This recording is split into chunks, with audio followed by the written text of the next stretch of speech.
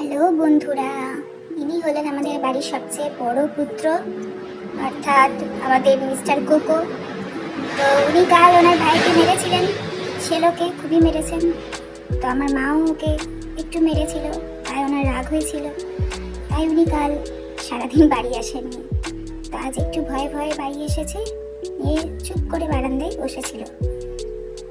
তারপর মা দেখতে পেয়ে কি আর করবে, বড় পুত্র বলে কথা, কতক্ষণই বা রাগ করে থাকবে, তাই শেষমেশ খেতে দিয়েছে।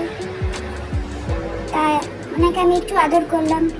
আমিও সেই একই ব্যাপার আর কি, কতক্ষণে রাগ করে থাকবো, অ্যাটলিস্ট বড় খাই বলে কথা। তো ওনাকে একটু আদর করাতে তো উনি বুঝে গেছেন যে মা দিদি সবার রাগ গলে জল হয়ে গেছে। এবার আমার পায়ে পায়ে ঘুরে বেড়াচ্ছে, এই যে পায়ে পায়ে ঘুরছে আমাদের মিস্টার কোকো সোনা। ও বুঝে গেছে যে দিদি ওর ওপর রাগ আর করেনি, তো সেজন্য ও একটু পায়ে পায়ে ঘুরলো আর একটু বসলো আদর খাবার জন্য। তো ওকে এখন একটু আমাকে আদর করে দিতে হবে। এই যে বসে আছে, ও আমার পায়ে পায়ে এখন কিছুক্ষণ ঘুরবে, যাতে আমি আর ওর ওপর না রাগ করে থাকি, যেহেতু কালে ওর ভাইকে মানে আমাদের বাড়িরই আরেকটা বিড়াল শেলোকে মেরেছে। তো এখন ওই আমাকে একটু আদর করতে হচ্ছে ওকে আর কি। নিজে আদর খাচ্ছে। তো ওকে ভাত দেওয়া হয়েছিল, তো খাচ্ছিল না।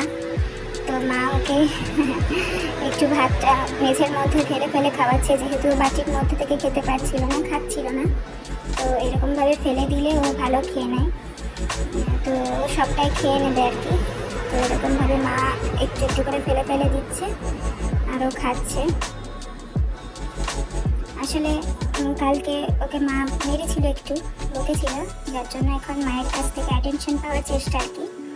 ওই জন্য ও নিজে নিজে খাচ্ছিল না, ওনাকে খাইয়ে দিতে হবে। তো দেখো তোমরা।